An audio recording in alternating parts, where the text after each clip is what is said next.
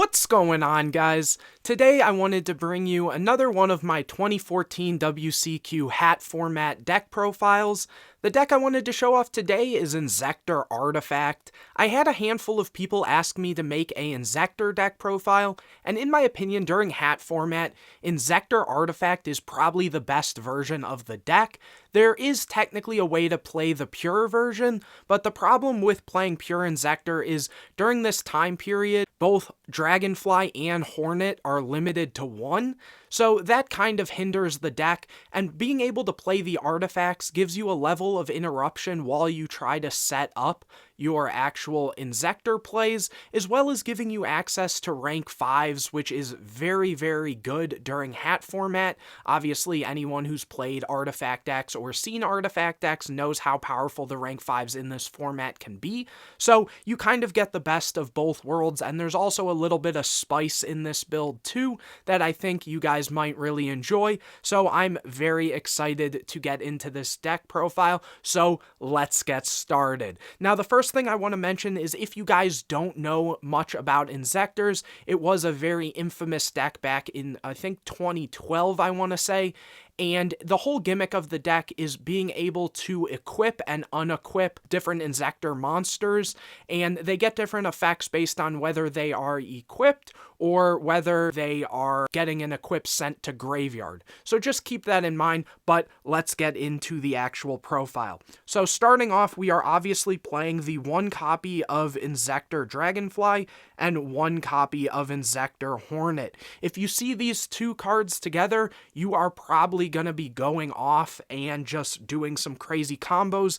This deck does have the potential to OTK as well, which is really good, but what Inzektor Dragonfly does is once per turn, you can equip 1 Inzektor monster from your hand or graveyard to this card, and then if an equip card is sent to the graveyard while equipped to this card, except during the damage step, you can special summon an Inzektor monster from your deck. Now, a couple things to note with that is the equip effect does not target, so say you have an Inzektor in your graveyard and 1 in hand, and your opponent DD Crows the 1 in graveyard, you can still equip the 1 from hand. The other thing to note is the special summoning ability of this card is not once per turn, and it's not once per chain. So what I mean by that is if you have, say, 2 cards equipped to the Dragonfly, and when we talk about Hornet, it'll make sense, and you pop both of the equips, you can get 2 special summons off of Dragonfly, as well as if a card gets equipped to it at a different point in the turn, and then that card gets popped, you can trigger it again. So extremely powerful. Now, moving on to Hornet, what this one does is once per turn, you can equip an Inzektor monster from your hand or graveyard to this card. That usually is not coming up. Usually, you're going to be equipping this to one of your other Inzektors, for example, the Dragonfly, and what it does is, while it's equipped to a monster, that monster's level is increased by 3, and it gains attack and defense equal to this card, so the monster will gain 500 and 200, but the thing that really makes this card stand out is while it's equipped to a monster, you can send this equipped card to the graveyard, target a card on the field, and destroy it. So this is a way to pop your opponent's board, as well as that effect while it's equipped is not once per turn. So if you're able to keep equipping this to your Inzektor monsters, you can keep popping cards on the board. So that's why having, say, Dragonfly and Hornet together is extremely powerful. After that, we play 3 copies of Inzektor Centipede. This is another one that you don't want to be equipping to your monsters, and more so want to be equipping your monsters to it. And it has the usual effect that once per turn you can equip one, and then the effect that it has when a card is unequipped to it is you're able to search your deck for an Inzektor card. That can be spells, traps, or monsters, so extremely good card there. Again, it's once per turn to equip, but the search effect is not once per turn. After that, we have Inzektor Ladybug. This is one of the Inzektors that you want to be equipping to your monsters. To sum this one up, pretty much it has the same idea of Hornet, where it can unequip itself, but when it unequips itself, you target a monster you control and either increase its level by 1 or 2. This one, the reason we play 3 of it is because it's the best card to see turn 1 in most cases.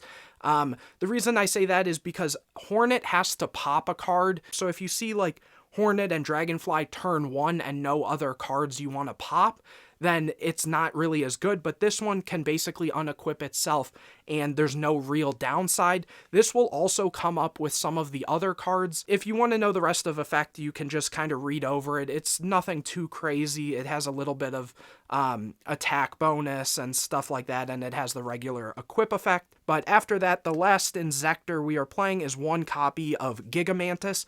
This one doesn't really fall into either of the categories per se, but what it does is you're able to just equip this one to one of your Inzektor monsters from hand and make its attack become 2400.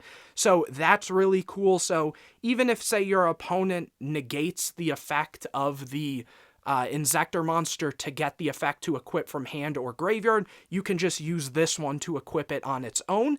And then this one has the effect that if it's sent to the graveyard while equipped to a monster, you can target an Inzektor monster in your graveyard and special summon it, and you can only use that effect once per turn. So this is a really good way to reoccur your monsters. If you have multiple in graveyard, it just allows you to kind of keep extending and playing through your boards. After that, for the artifacts, we are playing a pretty standard amount, which is 3 copies of Madolche. You guys know what these do at this point. 1 copy of Beagletech, and 1 copy of Scythe. In theory, I kind of want to cut down to maybe dropping Madolche to 2, but at the same time, this is really good. It's really solid. I've never had a problem with that ratio, and having the extra level 5s is really good. I guess one thing I could mention with, say, the Ladybug is Ladybug gives you access to, level 4 or 5 monsters, since it will increase the level by 1 or 2. So you can actually take more advantage of these with your Xyz, so that's really good as well. After that, we play 3 copies of Mathematician. This card on normal summon lets you send a level 4 lower monster from deck to graveyard, and then when it's destroyed by battle, you draw a card. The reason you play this over, say, something like Armageddon Knight, which would get its effect when special summoned, is simply because it's a level 3, and that is really important for a handful of reasons, but also it gives you a little bit of draw when it's destroyed, and how I mentioned this deck does need a little bit of setup. That does come up quite a lot, and also rank 4s aren't necessarily needed in this deck, so playing something like Armageddon Knight that is also a little bit weaker doesn't really play a key role in this build. In a more pure build, I would say that it does, but Mathematician is really great in this build. And the last monster I chose to play is 1 copy of Gen X Ally Birdman. Now, this card is extremely important and something that's kind of spicy with the deck, and so how I mentioned that one of your best turn 1 plays is, say, seeing something like Dragonfly and a copy of Ladybug. What you're able to do if you have these plus the Birdman is turn 1 you can normal summon Dragonfly, equip the Ladybug, use Ladybug's effect, unequip it, and make this a level 5. And then from there, this will trigger, and you can special summon a copy of Centipede. And then Centipede's effect, you re-equip the Ladybug from graveyard, use the Ladybug again, send it to graveyard, make this level 5, and this effect will trigger, and if that at that point you can search a Hornet if you don't have it, then you're able to Birdman, bounce the Dragonfly to hand, and special summon it. So then you have follow-up. For your follow-up turn, you have Ladybug plus Hornet. And then this is a level 5, and this is a level 3 tuner, so you can synchro for Beals, which is really good, or since it is level 3, which is good, say you were to, use the Ladybug on this and increase the Dragonfly's level to, say, you can increase it again, so this is still level 3, you can then make a rank 3 here, so that's really cool. This also works with your artifacts. if, say, you summon this while you have an artifact on board and your opponent negates this, you're able to just bounce it and still make a Beals. So just a very, very good card. One thing I'll say is a lot of the Inzektor artifact decks do play things like BLS, and I like BLS, but the problem is this deck is already very susceptible to cards like DD Crow. So having a card that makes you just keep banishing more of your resources when you already want to keep your resources in grave, I personally don't like it, but you could definitely make space for it. Also, in terms of hand traps, I prefer to side Maxi and Crows in this deck versus maining them, but I could definitely see myself trying to find room for 2 Maxis in the main. It's just this deck is kind of tight. But anyways, moving on to the spells, we play 3 copies of Pot of Duality. This deck doesn't really special summon turn 1. The only time it will is in that exact situation that I had just shown off. And other than that, just finding your cards so that you can go off on turn 3 is very important. So this doesn't really conflict with the deck. And again, in most cases, you're not going to be special summoning turn 1. The only other case might be like Mathematician plus Soul Charge, but even then, the deck doesn't set up crazy turn 1 boards off of their combos. It's more so wanting to break the opponent's board. So again, I think just playing 3 is completely necessary in this deck. Next, 3 copies of Ignition, pops back row and sets an artifact. This is really cool too because it can pop your equips and get your effects of your Inzektors off, which is really, really nice. 2 copies of Double Cyclone. This can either pop your artifacts and your opponent's cards, or again, pop your equipped Inzektors, pop an opponent's card, and then say get a search or a summon. Very, very good card too. 2 copies of Forbidden Lance, just because it helps you play through back row and guarantees that your plays will go through, because cards like Fiendish Chain and Breakthrough Skill can kind of hurt this deck. 2 copies of Soul Charge. Some people like to play 3, but I find it to be just a little cloggy, and usually if you get your main play off turn 1, then this is just going to be a card that you'll find a lot easier because you deck thin very easily in this deck. So I think 2 is completely good. You don't want to see it necessarily turn 1. Again, it conflicts with duality. After that, 1 copy of Zek Caliber. I kind of want to play 2 of this, but again, the deck space is kind of tight. What it does is you equip it to an Inzektor, it increases its attack and defense by 800, and then if this face-up card on the field is sent to the graveyard, you target an Inzektor monster in your graveyard and add it to your hand. This is also really cool with the whole Dragonfly play that I had told you guys about. Just in general, it's just really good. There's also a ton of different ways you can use this later game. It just helps you OTK as well, so very necessary card. And the last spell is 1 copy of Foolish Burial, just because, again, you want to get your whole setup and everything in graveyard as quickly as you can. Lastly, for the traps, we play 3 copies of Artifact Sanctum. No need to explain this card, just summon an artifact from deck, and, whether you use it as an extender or, just as interruption, very, very good card. 2 copies of Call the Haunted, same sort of theory with Soul Charge. You want to see this card, but you don't want to see it before you have enough setup. So that's why I'm only playing 2. There's also ways to recycle it with Pleiades in the extra deck. You could almost consider playing 3 of this, but wasn't really a reason, in my opinion, because again, it can be dead a lot of times early on. 2 copies of Trap Stun. The reason I chose 2 copies of Trap Stun is because this deck has no problem getting rid of the opponent's back row, but it can in times have problems playing through their back row. So just being able to Trap Stun, shut everything down, and then pop their whole board is really nice. And then there was 1 spot left, and I chose to play 1 copy of Compulse. This could really be anything. I considered things like Breakthrough Skill, the 3rd Call the Haunted, the 3rd Trap Stun, the BLS, and I just kind of wanted 1 more chainable trap that can react to opponents' cards.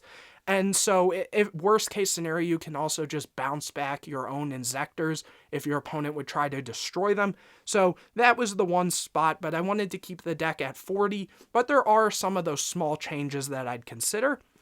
Moving on to the extra deck, we play 1 copy of Gaia Dragon, because we're playing rank 5s, 1 Tiras to help play through back row, and it's just a good card. 2 copies of Pleiades. This is a weird one because I think 2 is very necessary, but I almost want to cut it to 1 and play some other rank 5 or maybe another rank 3.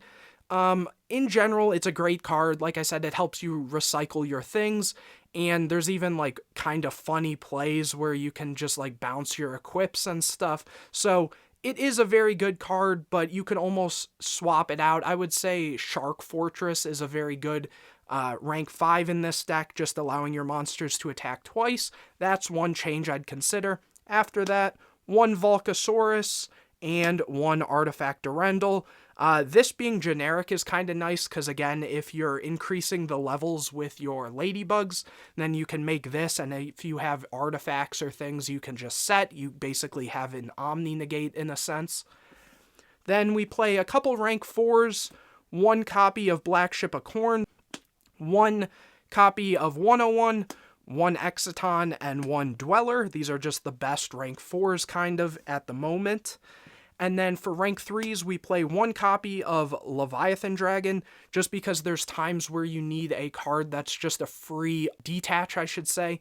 So this is really good. I also considered a copy of Giga Brilliant, but that made the deck kind of lose a little hard to Ragna Zero. And then 1 copy of Levier, because DD Crow, again, you want to get your stuff back.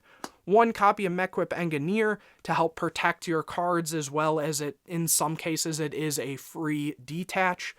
1 copy of Fortune Tune to stall out while you try to find more of your cards in deck that you need to actually combo off, as well as gain life points, recycle resources, and things of such sort. Also, playing through back row, they can't target it. So really good. And lastly, that 1 copy of Beals that I mentioned, just when you have your Birdman, this card is crazy, as well as with your Call the Haunteds if they do out it. Just a really good card. But anyways, guys, that is the deck. Hopefully you guys enjoyed. If you did, please leave a like on this video. Subscribe to the channel, hit the bell to get notified anytime I put a new video out. Share this video with your friends. Let me know, again, videos you want to see in the future. And anyways, guys, I will see you in the next video.